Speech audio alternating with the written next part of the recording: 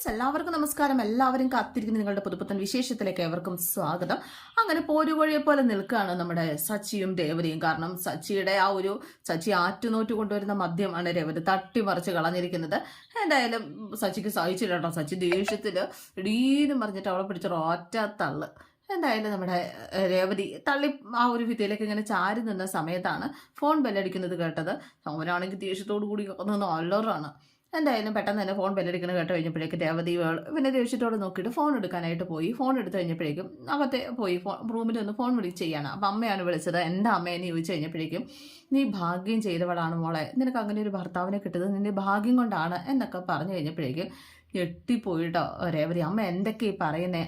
ഇന്ന് ഉച്ച കഴിഞ്ഞപ്പോൾ അവനിവിടെ വന്നായിരുന്നു മോളെ എന്ന് പറഞ്ഞിട്ട് ഇവർ നടന്ന സംഭവം ഇങ്ങനെ പറയാട്ടോ. പിന്നെ കാണിക്കുന്നത് നടന്ന സംഭവമാണ്. സച്ചി ഉച്ചയായപ്പോൾ ഒരു ബക്കറ്റും കൊണ്ടൊക്കെ കയറി വരികയാണ്. അപ്പോൾ ബക്കറ്റ് കൊണ്ടുവന്ന കാര്യമൊന്നും നമ്മുടെ രേവതിയോട് പറയുന്നില്ല. പക്ഷെ കാണിക്കുമ്പോൾ ഇതൊക്കെ അങ്ങനെ കാണിക്കുന്നുണ്ട് കേട്ടോ. അങ്ങനെ ഒരു ബക്കറ്റും കൊണ്ട് അങ്ങനെ കയറി വന്നു. അപ്പോൾ ദേവുവാണ് കണ്ടത്. അമ്മയെന്ന് പറഞ്ഞിട്ട് ദേവു പെട്ടെന്ന് സച്ചിയെ കണ്ടപ്പോൾ ഒന്ന് പേടിച്ചു. അമ്മയെന്ന് പറഞ്ഞപ്പം മോനെ വാ എന്നും പറഞ്ഞ് നമ്മുടെ രേവതി ഇരിക്കാനൊക്കെ ആയിട്ട് സച്ചിയോട് ഇരിക്കാനൊക്കെ ആയിട്ട് ഇവരിങ്ങനെ പറയാ, ഓ സാരമില്ല അമ്മ, എനിക്ക് ഒരു മനസ്സിനൊരു ബുദ്ധിമുട്ട് പോലെ, അതാണ് ഞാൻ വന്നത്. കാരണം ഞാൻ ചെയ്തത് തെറ്റാണെന്ന് എനിക്കറിയാം. ഞാൻ അങ്ങനെ ചെയ്യാൻ പാടില്ലായിരുന്നു, മനഃപൂർവ്വം അല്ല. പക്ഷേ മറ്റേ ആളോടുള്ള ദേഷ്യത്തിനാണ് അങ്ങനെയൊക്കെ സംഭവിച്ചു പോയത്. പിന്നെ അവൻ അങ്ങനെയൊക്കെ എന്നോട് പറഞ്ഞത് തെറ്റല്ലേ? അല്ലേ ദേവു, തെറ്റല്ലേ? അപ്പോഴേക്കും തെറ്റ് തന്നെയാണ്. തെറ്റല്ലേ അമ്മേ? തെറ്റാ. പക്ഷേ ഹൗസ് ഓണറെ എനിക്ക് അറിയത്തില്ലായിരുന്നു. അദ്ദേഹത്തെ എനിക്ക് കണ്ടില്ല. അദ്ദേഹം ഇടയ്ക്ക് വന്ന് കയറിയപ്പോഴേക്കും കണ്ണ് കാണാൻ പാടില്ലായിരുന്നു. അദ്ദേഹം മാത്രമല്ല ഹൗസ് ഓണറാണെന്ന് എഴുതി വെച്ചിട്ടൊന്നുമില്ലല്ലോ, നെറ്റിൽ എഴുതി ഒട്ടിച്ചിട്ടുണ്ടോ? ഞാൻ എങ്ങനെ അറിയണ ഹൗസ് ഓണറാന്ന്? എന്തായാലും അദ്ദേഹത്തെ ആ പാവത്തിനെ അടിച്ചത് മനസ്സിന് അന്നേരം മുതലൊരു ബുദ്ധിമുട്ടാണ്. മനഃപൂർവ്വം ചെയ്തതല്ല, തെറ്റുപറ്റി പോയതാണ്. പിന്നെ ഇവിടെ നിന്ന് മാറാനൊക്കെ ആയിട്ട് പറഞ്ഞു എന്ന് രേവതി പറഞ്ഞു. നല്ല മനുഷ്യനായതുകൊണ്ടല്ലേ ആ ഒരു ദിവസം തന്നെ അവരിന്ന് ഗജാനന്ദന്റെ ആൾക്കാരെ ഇറക്കി വിട്ടപ്പോൾ തന്നെ അങ്ങോട്ടേക്ക് കയറി താമസിപ്പിച്ചത്. എന്തായാലും ഇനിയിപ്പോൾ എന്ത് ചെയ്യാനാ? എന്താ അദ്ദേഹം വല്ലതും പറഞ്ഞോ എന്ന് ചോദിച്ചപ്പോഴേക്കും വീട് മാറാൻ തന്നെയാണ് പറഞ്ഞത്. അപ്പോഴേക്കും രേവതിയുടെ അമ്മ ഒന്നും മിണ്ടാതിരിക്കുന്നുണ്ടോ എന്നൊക്കെ ദേവുവിനോട് ഇങ്ങനെ ചോദിക്കുക. ദേവു കേട്ടോ പറഞ്ഞത്, എന്തായാലും ഞാൻ ചെയ്ത തെറ്റിന് ഇങ്ങനെയൊക്കെ നിങ്ങളാണല്ലോ അനുഭവിക്കുന്നത്, അപ്പൊ സാരമില്ല, വേറെ വീട് നോക്കാമെന്ന് രേവതിയുടെ അമ്മ പറഞ്ഞപ്പോഴേക്കും അതൊന്നും വേണ്ട, എന്തായാലും ഞാൻ അദ്ദേഹത്തോടൊന്ന് സംസാരിക്കട്ടെ. ഇത് കിട്ടു കഴിഞ്ഞപ്പോഴേക്കും പേടിയായിട്ട് രേവതിയുടെ അമ്മയ്ക്ക് അങ്ങോട്ടേക്ക് ഇവനെ കണ്ടു കഴിഞ്ഞാൽ ഓടിക്കും. അപ്പൊ വേണ്ട, ഇനിയും പ്രശ്നങ്ങളൊന്നും വേണ്ട. ഇല്ലെന്നേ, പ്രശ്നമൊന്നുമില്ല, പ്രശ്നങ്ങളില്ലാതെ പ്രശ്നം തീർക്കാനും എനിക്കറിയാം എന്നും പറഞ്ഞിട്ട് രേവതി സച്ചി അങ്ങ് പോവാട്ടോ. രേവതിയുടെ അമ്മയാണെങ്കിൽ അന്തം വിട്ടിങ്ങനെ നിൽക്കാം. വേണ്ട മോനെ, വേണ്ട, പോണ്ടെന്നേ, സംസാരിക്കണ്ട എന്നൊക്കെ ഇങ്ങനെ പറഞ്ഞ് എന്തായാലും ഇവൻ കേൾക്കുന്നില്ല, ഇവർ പറയുന്നൊന്നും കേൾക്കുന്നില്ല. എന്തായാലും രേവതിയുടെ അമ്മയും ദേവും കൂടെ ഈശ്വര ഇനി എന്താവും എന്നൊക്കെ പരസ്പരം ഇങ്ങനെ കൈ കൊണ്ട് കാണിച്ചിട്ടൊക്കെ ഇവൻ്റെ പുറകെ പോവുക. ആ സമയത്താണ് നമ്മുടെ മാഷിൻ്റെ വീട്ടിലേക്ക് ചെന്നപ്പോഴാണ് പുറത്ത് നിൽക്കുന്നു. മാഷകത്ത് ഉണ്ണുമായിരുന്നു. അപ്പോൾ പുറത്ത് നിൽക്കണു മാഷിൻ്റെ ഭാര്യ. പുള്ളിക്കാരിക്കാണ് ഒരു ഇച്ചിരി ദേഷ്യമൊക്കെ കൂടുതൽ, മാഷിനേക്കാൾ കൂടുതൽ. എന്തിനാ ഇവനെ വിളിച്ചുകൊണ്ട് ഇങ്ങോട്ടേക്ക് വന്നത്? വീണ്ടും തല്ലിക്കാനാണോ എന്നാണ് ആദ്യം കണ്ടപടി തന്നെ ഇവനോട് ചോദിക്കുന്നത്. അപ്പോഴേക്കും സച്ചി പറഞ്ഞു, ഈ വീട് മാറാൻ പറഞ്ഞു എന്നറിഞ്ഞു, അതുകൊണ്ട് വന്നതാ. എന്താ വീട് മാറാൻ പറഞ്ഞതിന് വീണ്ടും തല്ലാൻ വന്നതാണോ? അതോ ഭീഷണിപ്പെടുത്താൻ വേണ്ടി വന്നിരിക്കുകയാണോ? എന്താ ലക്ഷ്മി, ഇതാളെ കൂട്ടി വന്നതാണോ എന്നൊക്കെ ചോദിച്ചപ്പോഴേക്കും അങ്ങനെ ഒന്നുമില്ല മോനെ, നമുക്ക് പോകാം എന്ന് പറഞ്ഞപ്പോഴേക്കും ഞാൻ ഭീഷണിപ്പെടുത്താൻ വേണ്ടിയിട്ടൊന്നും അല്ല വന്നത്, തെറ്റ് ചെയ്തു എന്ന് എനിക്ക് മനസ്സിലായി. ഞാൻ ക്ഷമ ചോദിക്കാൻ വേണ്ടിയിട്ടാണ് വന്നത്.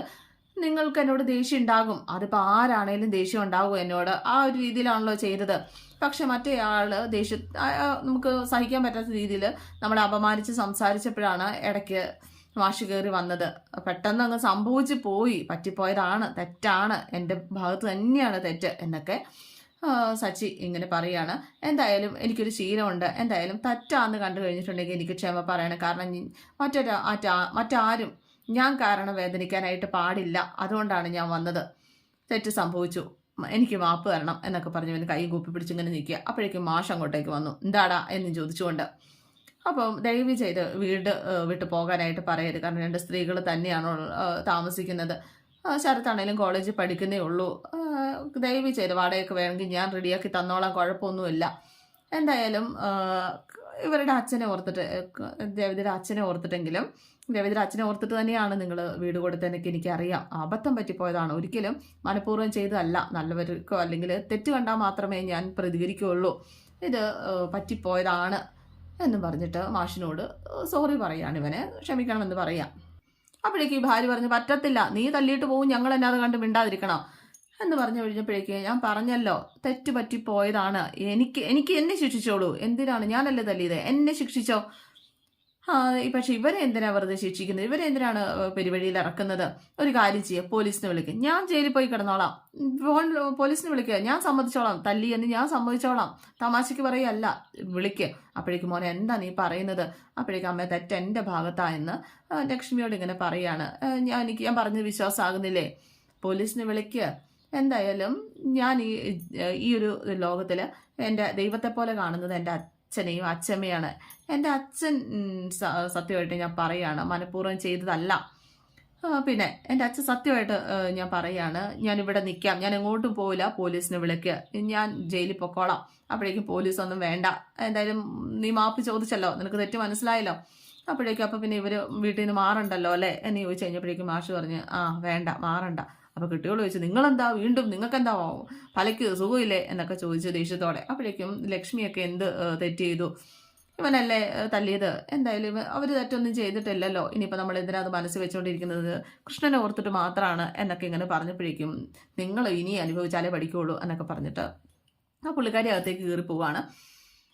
അപ്പോഴേക്കും നമ്മുടെ സച്ചി മാഷിന് നന്ദി പറയുകയാണ് കേട്ടോ, എന്തായാലും എനിക്ക് പറ്റിപ്പോയതിന് ഞാൻ ക്ഷമ ചോദിച്ചു, അതെന്തായാലും സമ്മതിച്ചല്ലോ, ഇവരെ വീട്ടിൽ നിന്ന് ഇറക്കി വിട്ടില്ലല്ലോ, വീട്ടിൽ നിന്ന് പോകാനായിട്ട് പറഞ്ഞില്ലല്ലോ, ഒരുപാട് നന്ദിയുണ്ട്. ഇപ്പോഴാ സമാധാനമായത് എൻ്റെ പൊന്നോ. പിന്നെ ഒരു കാര്യം പറയാനുണ്ട്, അവിടുത്തെ ആ വീട്ടിലെ ബാത്റൂമിൽ വെള്ളം കുറേശ്ശെ വരുന്നുള്ളൂ, അതൊന്ന് ശരിയാക്കിയേക്കണേ എന്നൊക്കെ പറയുന്നത് കേട്ട് ശരിക്കും വായും പൊളിച്ച് നിൽക്കുകയാണ് നമ്മുടെ ലക്ഷ്മിയും ദേവും കൂടി. എന്തായാലും ഇവിടുന്ന് പോകുന്നതിന് ശേഷം നമ്മുടെ ലക്ഷ്മി പറഞ്ഞു, എന്നാൽ മോനെ നമുക്ക് വല്ലതും കഴിച്ചിട്ട് പോകാം, വീട്ടിൽ പോയിട്ട് വല്ലതും കഴിച്ചിട്ട് പോകാമെന്ന് പറഞ്ഞു. വേണ്ട ഓട്ടം ഉണ്ട്, ഇതിപ്പോൾ ഇത്ര അത്യാവശ്യം ആയതുകൊണ്ട് മാത്രം ഞാൻ വന്നതാണ്, ഓട്ടം ഉണ്ട് എന്നൊക്കെ പറഞ്ഞിട്ട് ഇവൻ അവിടെ നിന്ന് പോവുകയാണ് ചെയ്തത്. ഇതൊക്കെ കേട്ട് കഴിഞ്ഞപ്പോഴേക്കും രേവതി ചോദിച്ചു, സത്യമാണോ അമ്മ ഈ പറയുന്നത്, പിന്നെ സത്യമല്ലാതെ എൻ്റെ അമ്മ വന്നോ എന്ന് ചോദിച്ചപ്പോഴേക്കും വന്നു.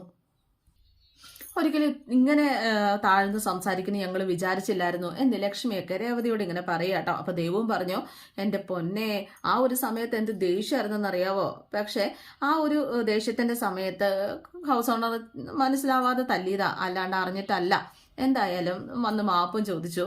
എന്തായാലും സച്ചേട്ടൻ വന്നിട്ട് അങ്ങനെ മാപ്പ് പറയുന്നത് പിഴയ്ക്ക് ഞങ്ങൾക്ക് സങ്കടമായി എന്നൊക്കെ ദേവ് പറയാട്ടോ.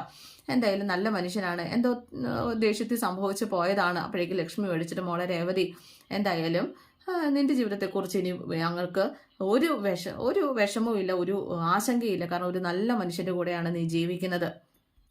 എന്നാൽ ശരി, ഞാൻ നാളെ രാവിലെ വിളിക്കാം എന്നൊക്കെ പറഞ്ഞിട്ട് കോള് കട്ട് ചെയ്തു. നമ്മുടെ രേവതിയാണ് അന്തം വിട്ടിങ്ങനെ നിൽക്കുകയാണേ.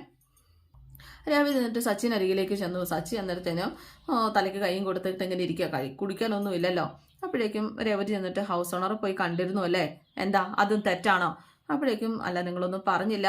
അയ്യോ, അതിന് പറയാൻ അനുവദിക്കണ്ടേ, അതിന് മുമ്പ് എൻ്റെ തോലിലേക്ക് കയറിയില്ലോ എന്ന് ചോദിച്ചു കഴിഞ്ഞപ്പോഴേക്കും, അല്ല നിങ്ങൾ എന്താ അങ്ങനെ പോയി സംസാരിച്ചത് എന്ന് ചോദിച്ചു കഴിഞ്ഞപ്പോഴേക്കും, ഞാൻ ഒരു കാരണമില്ലാതെ ആരെയും അടിച്ചിട്ടില്ല, തെറ്റ് ചെയ്തവരെ മാത്രമേ ഞാൻ ശിക്ഷിച്ചിട്ടുള്ളൂ. ആ ഹൗസ് ഓണറുടെ ആ ഒരു വിഷയത്തിൽ ഞാൻ കുറച്ച് എടുത്ത് ചാടി പോയി എന്നുള്ളത് സത്യം തന്നെയാണ്. കാരണം അയാൾ ഇടയ്ക്ക് കയറി വന്നതാണ്, എനിക്ക് അറിയാൻ പാടില്ലായിരുന്നു, എന്തായാലും തെറ്റായി പോയി. അപ്പോൾ തെറ്റ് ചെയ്താൽ നിങ്ങൾ സമ്മതിക്കുമോ എന്ന് ചോദിച്ചു കഴിഞ്ഞപ്പോഴേക്കും, അങ്ങനെയൊക്കെ ചെയ്യുമോ എന്ന് ചോദിച്ചു കഴിഞ്ഞപ്പോഴേക്കും, തെറ്റ് ചെയ്താൽ അത് സമ്മതിക്കുന്നതുകൊണ്ട് എനിക്കൊരു കുഴപ്പമില്ല, കാരണം ആർക്കും മറ്റൊരു ബുദ്ധിമുട്ടോ ഉണ്ടാകാൻ പാടില്ല. ഞാൻ ആർക്കെങ്കിലും തല്ലോ കൊടുക്കുകയോ അല്ലെങ്കിൽ ആരോടെങ്കിലും എന്തെങ്കിലും ചെയ്തിട്ടുണ്ടെങ്കിൽ അതിനൊരു കാരണം കാണും. പിന്നെ ആരെങ്കിലും തെറ്റ് ചെയ്യുന്ന എൻ്റെ കണ്ണിൽ കണ്ടാൽ ചിലപ്പോൾ എനിക്ക് പ്രതികരിക്കേണ്ടി വരും. അതിൻ്റെ ഇടയ്ക്ക് കയറി ആരെങ്കിലും വന്നാൽ നമ്മൾ കാണത്തില്ല, അവർക്കിട്ടും കൊടുക്കും. അപ്പോഴേക്കും രേവതി പറഞ്ഞു, നിങ്ങൾ മാപ്പ് ചോദിക്കുന്നു ഞാൻ വിചാരിച്ചില്ല കേട്ടോ, ഒരിക്കലും വിചാരിച്ചില്ല. എന്തായാലും തെറ്റ് ചെയ്താൽ മാപ്പ് ചോദിക്കുന്നുണ്ട് എനിക്കൊരു കുഴപ്പമില്ല, കാരണം തെറ്റ് എൻ്റെ ഭാഗത്താണെന്ന് എനിക്ക് മനസ്സിലായി. മാത്രമല്ല ആ മാഷും നല്ലൊരു മനുഷ്യനാണ്. മാത്രമല്ല ഞാൻ കാരണം നിൻ്റെ അമ്മയും അനിയത്തിയൊക്കെ അവിടെ നിന്ന് ഇറങ്ങേണ്ടി വരില്ലേ. എന്തായാലും അവിടെ വാടകയൊന്നും കൊടുക്കാതെ അല്ലെങ്കിൽ ഈ ഒരു സമയത്ത് അവർ കേട്ടി താമസിപ്പിക്കാനായിട്ട് സമ്മതിച്ചല്ലോ ആ മനുഷ്യനെ, ആ ജാനന്ദനൊക്കെ വിട്ട സമയത്ത്. അപ്പോൾ നല്ലൊരു മനസ്സല്ലേ, അപ്പം ഞാൻ തല്ലാൻ പാടില്ലായിരുന്നു. അപ്പോഴേക്കും അവൾ താങ്ക്സ് എന്ന് പറഞ്ഞു. എന്തിന്? അല്ല അവിടെ നിന്ന് ഇറങ്ങണ്ടെന്ന് പറഞ്ഞല്ലോ, എൻ്റെ അമ്മയും അനിയത്തിയൊന്നും പെരുവഴിയിലായില്ലല്ലോ, അതിന് താങ്ക്സ് എന്ന് പറഞ്ഞു കഴിഞ്ഞപ്പോഴേക്കും നിനക്ക് സമാധാനമായല്ലോ. പക്ഷെ എനിക്കെന്താ വഴി, ഞാനിപ്പോൾ എന്താ ചെയ്യുക, എല്ലാം പൊട്ടിച്ച് പറിച്ച് കളഞ്ഞില്ലേ. കുളിക്കാൻ പോലും പറ്റുന്നില്ല, മൈൻഡ് സെറ്റ് ആവൂല, എന്തുവാ ഇത്, തലയ്ക്ക് വട്ട് പിടിക്കുക. എൻ്റെ പൊന്നോ. അവരേവത് പറഞ്ഞു, നിങ്ങളൊന്ന് എഴുന്നേറ്റേ, എന്താ ഇനിയും എന്താ എന്നോട് വഴക്കുണ്ടാക്കാനാണോ എന്ന് ചോദിച്ചു കഴിഞ്ഞപ്പോഴേക്കും, നിങ്ങളൊന്ന് എഴുന്നേക്ക്, നിങ്ങൾ എന്നിട്ട് ആ അലമാരി ഒന്ന് തുറന്ന് നോക്കിക്കേ എന്ന് പറഞ്ഞു കഴിഞ്ഞപ്പോഴേക്കും അവൻ ചോദിച്ചു, എന്ത്, ഒന്ന് തുറന്ന് നോക്ക്. എന്തായാലും അവൻ പതുക്കെ തുറന്ന് നോക്കി കഴിഞ്ഞപ്പോഴേക്കും ദാ ഇരിക്കണോ അതിനകത്ത് സാധനം, എന്ന് പറഞ്ഞിട്ട് കണ്ണും തള്ളി ചിരിച്ചിട്ട്, ഇതങ്ങനെ ഇവിടെ, എടീ നീയും കുടിക്കോടി എന്ന് ചോദിച്ചു കഴിഞ്ഞപ്പോഴേക്കും, പിന്നെ ഇവിടെ വൃത്തിയാക്കിയപ്പോഴേക്കും കട്ടിലിനടി കെട്ടിയതാ, എല്ലാവരും ഉറങ്ങി കഴിഞ്ഞിട്ട് കളയാന്ന് കരുതി വെച്ചതാ. എന്തായാലും എൻ്റെ ഭഗവാനേ, നീ മിടുക്കിയാടി, നീ മിടുക്കിയ, എന്തായാലും നീ കളഞ്ഞില്ലല്ലോ. നീ കാരണം എനിക്ക് നീ ചെയ്തു തന്നെ ഏറ്റവും നല്ല ഉപകാരം ഇതാട്ടോ എൻ്റെ പൊന്നോ, എല്ലാത്തിനും നീ അത് തട്ടിക്കളഞ്ഞതിനൊക്കെ ഞാൻ ക്ഷമിച്ചിരിക്കുന്നു, താങ്ക്സ് എന്ന് പറഞ്ഞിട്ട് ആ കുപ്പി എടുത്തിട്ട് ഒരു ഉമ്മയും വെച്ചിട്ട് പുള്ളിക്കാരൻ പോവാട്ടോ. എന്തായാലും പിറ്റേ ദിവസം രാവിലെ തന്നെ രേവതി അമ്മയെ കാണാനായിട്ട് വന്നു. എന്താ മോളെ രാവിലെ ഇങ്ങനെ പോകുന്നത്, എന്താ ഞാൻ വരാൻ പാടില്ലായിരുന്നോ? അല്ല, നീ ഇത്ര രാവിലെ വന്നപ്പോൾ അപ്പോഴേക്കും ദേവി ചോദിച്ചു, സച്ചേട്ടനോട് വല്ല വഴക്കുണ്ടാക്കിയോ, അതാണോ വന്നത്, ദേഷ്യപ്പെട്ടിട്ട് വന്നതാണോ എന്ന് ചോദിച്ചപ്പോഴേക്കും, ദേഷ്യപ്പെട്ടുകൊണ്ടിരിക്കുമായിരുന്നു, ഇന്നലെ നിങ്ങൾ വിളിക്കുന്ന സമയത്ത് ദേഷ്യപ്പെട്ടുകൊണ്ടിരിക്കുമായിരുന്നു എന്ന് പറഞ്ഞപ്പോഴേക്കും, നിന്നോട് ഞാൻ പറഞ്ഞതല്ലേ ഇവിടെ വന്ന് ഇത്രയൊക്കെ സംസാരിച്ചു എന്ന്. ഞാൻ വഴക്കുണ്ടായിക്കൊണ്ടിരിക്കുന്ന സമയത്താണ്, ദേഷ്യപ്പെട്ടുകൊണ്ടിരിക്കുന്ന സമയത്താണ് അമ്മ വിളിച്ച് കാര്യങ്ങളൊക്കെ പറഞ്ഞത്. എന്തായാലും അമ്മ പറഞ്ഞതിന് ശേഷം ഞാനൊന്നും പറഞ്ഞില്ല. എൻ്റെ പൊന്നു മോളെ, എന്തായാലും സച്ചിക്ക് നല്ല മനസ്സാണ്, അല്ലെങ്കിൽ പിന്നെ ആരെങ്കിലും ഇങ്ങനെയൊക്കെ ചെയ്യുമോ? അപ്പോഴേക്കും നമ്മുടെ ദേവി ചോദിച്ചു, ബക്കറ്റ് മേടിച്ചു വന്നാണോ നല്ല മനസ്സ്? അപ്പോൾ ബക്കറ്റോ, ബക്കറ്റിൽ തുളയായിരുന്നല്ലോ, അപ്പോൾ അത് വാങ്ങിച്ചു തന്നതിനെ കുറിച്ചാട്ടോ പറയുന്നത്. അപ്പോഴേക്കും ദേവി പറഞ്ഞു, അല്ലെങ്കിലും സച്ചേട്ടനെ കണ്ട ഇന്നലെ ആ വഴക്കുണ്ടാക്കിയ സമയത്ത് എന്തൊരു ദേഷ്യമായിരുന്നു, അത്രയും ദേഷ്യം ഉണ്ടെന്ന് വിചാരിച്ചിട്ടും ഇല്ല, ആ ദേഷ്യം കണ്ടപ്പോൾ പേടിച്ചും പോയി. പക്ഷെ ഇന്നലെ വന്ന് ഉച്ച കഴിഞ്ഞപ്പോൾ വന്നപ്പോൾ കണ്ടത് വേറൊരു മനുഷ്യനാണ്. അപ്പോൾ ശരിക്കും ഇതൊക്കെ നടന്നതാണോ എന്ന് രേവതി ഇങ്ങനെ ചോദിക്കുക, വിശ്വാസം വരാതെ. എന്തായാലും പോലീസിനെ വിളിച്ചോ, ഞാൻ ചെയ്ത തെറ്റിനെ പോലീസിനെ വിളിച്ചോ, ഇനി ഇവരെ ഇറക്കി വിടരുതെന്നൊക്കെ പറഞ്ഞു. എന്തായാലും അവർ പോലീസിൽ വിളിക്കുമെന്നൊക്കെ ഞാൻ പേടിച്ചായിരുന്നു. എന്തായാലും മാഷ് സമ്മതിച്ചു എന്നൊക്കെ പറഞ്ഞു കഴിഞ്ഞപ്പോഴേക്കും എനിക്കങ്ങോട്ട് വിശ്വസിക്കാൻ പറ്റുന്നില്ല. ഒന്നാമത് എനിക്ക് മനസ്സിലാക്കാൻ പറ്റുന്നില്ല, രണ്ട് സമയത്ത് രണ്ടാളാണ്. അപ്പോഴേക്ക് ലക്ഷ്മി പറഞ്ഞു, പൂ പോലെയുള്ള മനസ്സാണ്, എന്തായാലും പൂ ഉള്ളിടത്ത്, റോസാപ്പൂക്കൾ ഉള്ളിടത്ത് എന്തായാലും മുള്ളുണ്ടാവുമല്ലോ, അതുകൊണ്ട് നീ പതുക്കെ മാറ്റി അവൻ നിന്റെ വഴിക്ക് കൊണ്ടുവരണം എന്ന് പറഞ്ഞു കഴിഞ്ഞപ്പോഴേക്കും, എൻ്റെ പൊന്നമ്മ ഞാൻ എന്ത് പറയുന്നു, അമ്മ എന്ത് പറയണോ? അപ്പോഴേക്കും നമ്മുടെ രേവതിയോട് അനീറ്റി പറഞ്ഞു, ആദ്യം ഒരു നല്ല ഫ്രണ്ടായിട്ട് മാറുക, എന്നിട്ട് കാര്യങ്ങളൊക്കെ സംസാരിച്ച് മനസ്സിലാക്കുക, അന്നേരം സച്ചേട്ടനെ മനസ്സിലാകും.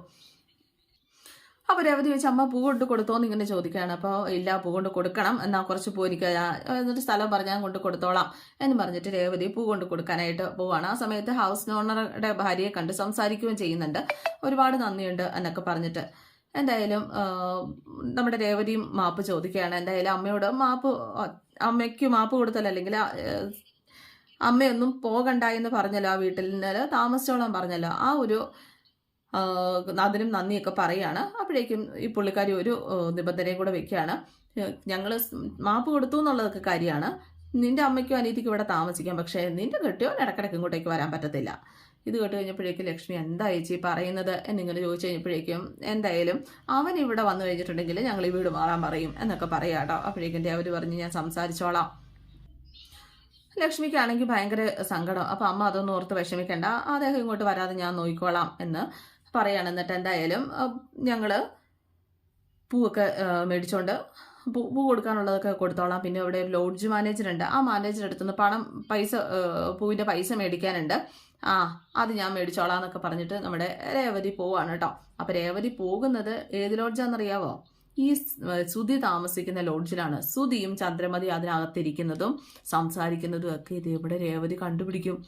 രേവതിക്കൊരു ഷോക്കിംഗ് ന്യൂസ് ആയിരുന്നത്. എന്തായാലും രേവതി കണ്ടുപിടിക്കുന്നേ ഉള്ളൂ. രേവതി കണ്ടുപിടിച്ചിട്ട് അത് പോയിട്ട് അദ്ദേഹത്തോട്, അതായത് സുധിയുടെ അച്ഛനോട്, സുധിയുടെയൊക്കെ അച്ഛൻ രവീന്ദ്രനോട് പറഞ്ഞും കൊടുക്കും. പിന്നെ അങ്ങോട്ട് ഒരു അംഗമാണ്. അപ്പോൾ കാത്തിരിക്കാട്ടോ, എല്ലാവർക്കും ഇഷ്ടമായെന്ന് വിചാരിക്കുന്നു. ഇന്ന് കുറച്ച് തിരക്കും ഒക്കെ ആയിരുന്നു. അപ്പോൾ പറഞ്ഞപ്പോൾ കുറച്ച് സ്മൂത്തൊന്നും ഇല്ലാതെ പറഞ്ഞെന്ന് എനിക്കറിയാം, കുറച്ച് ടയേർഡും ആയിരുന്നു. അപ്പോൾ എന്തെങ്കിലും തെറ്റുണ്ടെങ്കിൽ ക്ഷമിക്കുക, പിന്നെ സബ്സ്ക്രൈബ് ചെയ്ത് വെച്ചോളൂ കേട്ടോ. See you. Okay, thank U.